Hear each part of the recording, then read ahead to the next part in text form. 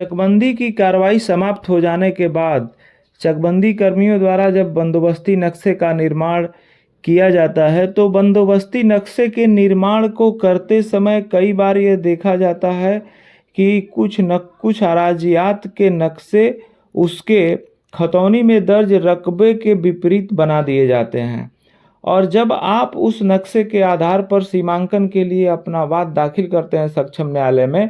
और वह पत्रावली जब राजस्व निरीक्षक के पास जाती है पैमाइश करने के लिए और पैमाइश के लिए जब राजस्व टीम मौके पर जाती है तो कहीं कहीं ये देखने को मिलता है कि नाप के दौरान बंदोबस्ती नक्शा उसके खतौनी में दर्ज रकबे से छोटा बना होना पाया जाता है। तो उस स्थिति में संबंधित राजस्व टीम द्वारा एक रिपोर्ट लगा दी जाती है और ये कहा जाता है कि इसका बंदोबस्ती नक्शा जो है उसके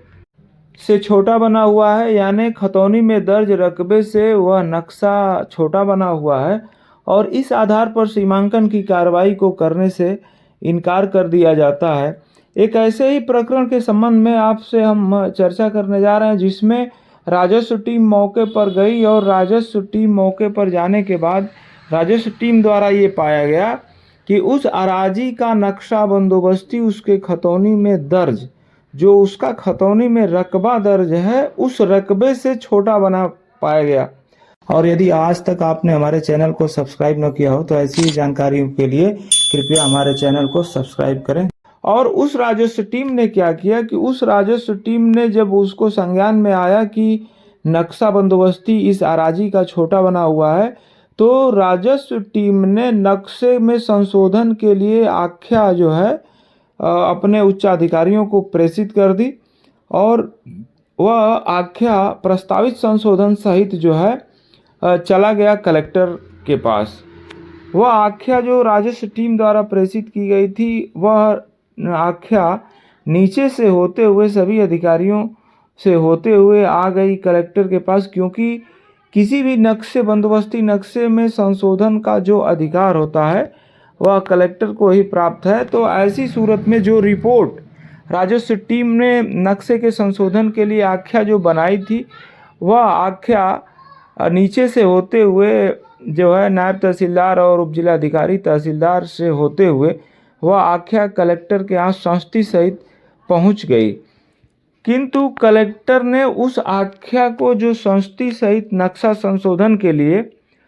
कलेक्टर के पास आई थी, तहसील से जो आख्या प्रेषित की गई थी संस्तुति सहित कलेक्टर के पास, उसको कलेक्टर द्वारा नामंजूर कर दिया गया और उसने उस आख्या को उनके द्वारा निरस्त कर दिया गया और जो नक्शा संशोधन के लिए जो संस्तुति सहित आख्या थी उसको उन्होंने नहीं माना। उस आदेश के खिलाफ मामला राजस्व परिषद में गया और राजस्व परिषद में जब मामला चला और राजस्व परिषद ने सभी तथ्यों को देखा, राजस्व टीम की रिपोर्ट को देखा और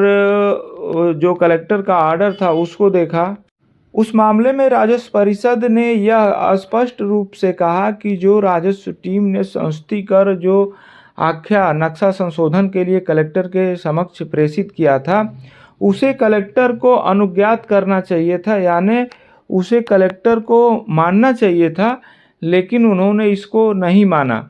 इसमें जो न्यायिक निर्वचन न्यायालय द्वारा दिया गया उसमें ये कहा गया कि नक्शे की त्रुटि को ठीक करना कलेक्टर का विधिक कर्तव्य है, यानी ऊपरी अदालत इस मामले में यह स्पष्ट रूप से अवधारित किया कि नक्शे में अगर कोई त्रुटि है, नक्शे में अगर कोई दिक्कत है तो उस त्रुटि को दुरुस्त करने का कर्तव्य कलेक्टर का है और उसे वो इनकार नहीं कर सकते हैं। अगर नक्शे में कोई त्रुटि पाई जाती है और नक्शे में किसी त्रुटि का संज्ञान कलेक्टर को होता है तो यह उनकी ड्यूटी है कि नक्शे की त्रुटि को वह संशोधित करेंगे और उसको ठीक करेंगे। यह विधि व्यवस्था 2019 RLT पेज 28 और 2020 RD पेज 52 पर देख सकते हैं आप। और इस विधि व्यवस्था के क्रम में आप जो है अगर आपका भी कोई बंदोबस्ती नक्शा छोटा बना हो तो उसको दुरुस्त करने के लिए कार्रवाई अमल में ला सकते हैं।